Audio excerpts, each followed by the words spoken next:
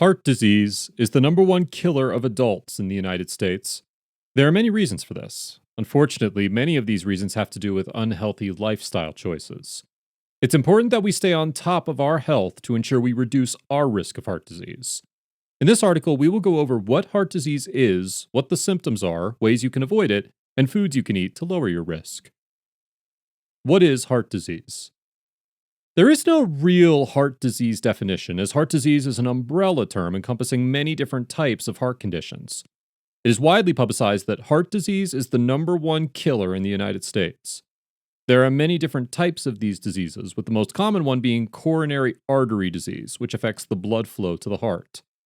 Sometimes the symptoms of these diseases can be silent and not diagnosed until a person experiences a heart attack or stroke. Here are some of the symptoms to look out for when it comes to heart disease: chest pain, chest tightness, chest pressure, and chest discomfort; shortness of breath; pain, numbness, weakness, or coldness in your legs or arms; pain in the neck, jaw, throat, upper abdomen, or back. It should be noted that cardiovascular disease symptoms may be different for men and women.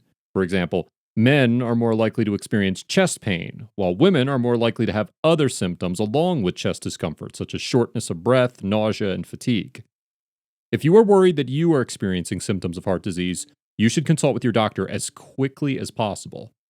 If you are experiencing the symptoms of a heart attack, such as chest pain, feeling lightheaded, shortness of breath, and pain in one or both shoulders, you should seek immediate medical assistance. What causes heart disease? There are many different causes of heart disease. Some of these causes are genetic and inherited. However, most of these causes are due to lifestyle choices and poor dietary choices. We will go over the foods to avoid and the foods to eat to reduce the risk of heart disease later in the article. In the meantime, let's go over some of the other causes of heart disease: coronary artery disease, high blood pressure, diabetes, smoking, excessive use of alcohol or caffeine, drug abuse, stress, over-the-counter medications, prescription medications, dietary supplements, and herbal remedies, valvular heart disease. In a healthy person with a normal healthy heart, it's unlikely for a fatal arrhythmia to develop without some outside trigger, such as an electrical shock or the use of illegal drugs. That's primarily because a healthy person's heart is free from any abnormal conditions that cause an arrhythmia, such as an area of scarred tissue. However, in a heart that's diseased or deformed, the heart's electrical impulses may not properly start or travel through the heart, making arrhythmias more likely to develop. Ways to reduce the risk of heart disease. As we mentioned earlier, many of the causes of heart disease are centered around lifestyle choices. Luckily for you, that means heart disease prevention could be as easy as making lifestyle changes. While this may seem easier said than done, even moderate changes will help you lower your risk. Here are some of the things you can do to reduce the risk of heart disease. Quit smoking. We know it can be one of the most difficult habits to quit, but if you regularly smoke cigarettes, it's time to consider quitting. The potential health risks that come with smoking cigarettes extend well beyond developing cardiovascular disease. Think about it this way: it's more difficult to recover from a heart attack or stroke than it is to live with chronic heart disease. Reduce stress. Again, something that's easier said than done. However, research points to stress and coronary heart disease risk having a direct relationship. Stress in a person's life can affect the risk factors for heart disease and stroke. Stress can also increase your risk in non-direct ways. For example, people under stress may overeat, start smoking, or smoke more than they otherwise would. Limit alcohol. It's important that you limit your alcohol consumption, but that doesn't mean that you need to give up on alcohol altogether. Drinking too much alcohol can raise blood pressure, increase cardiomyopathy, stroke, cancer, and other diseases. It can contribute to high triglycerides and produce irregular heartbeats. Excessive alcohol consumption contributes to obesity, alcoholism, suicide, and accidents. However, researchers agree that there is a positive cardioprotective effect of moderate alcohol consumption. 1 drink a day, or even 2 drinks a day for men, can actually help keep the heart healthy. Lower high blood pressure. High blood pressure is one of the leading risk factors for stroke, which is a leading cause of disability in the United States. You can lower your blood pressure by lowering your salt intake and by taking the medications recommended by your doctor. An optimal blood pressure reading is less than 120/80 millimeters mercury. Get active. This may seem obvious, but if you're serious about lowering your risk of developing heart disease, you need to be physically active.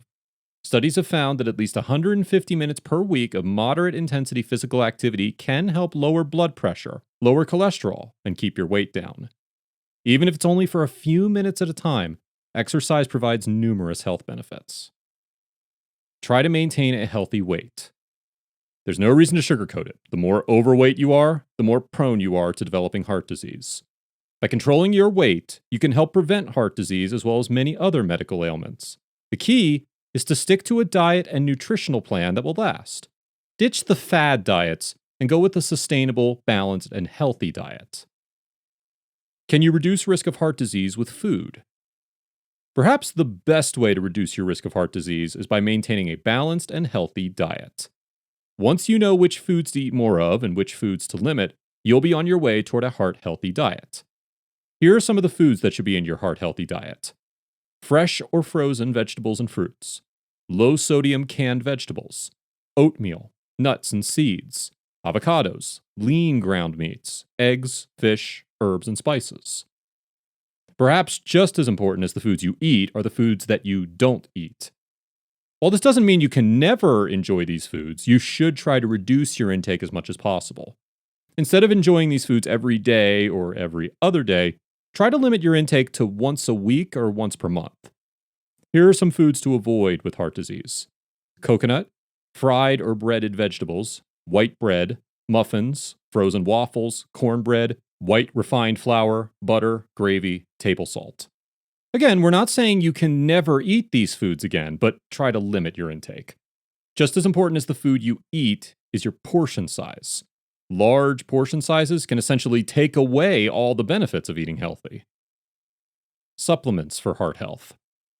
In recent years, spermidine has boomed in popularity as researchers are beginning to better understand the positive impact it has on our bodies. It triggers a cellular process known as autophagy, which renews the brain cells to function at their highest efficiency. This process helps prevent cognitive decline and some of the other negative effects of aging.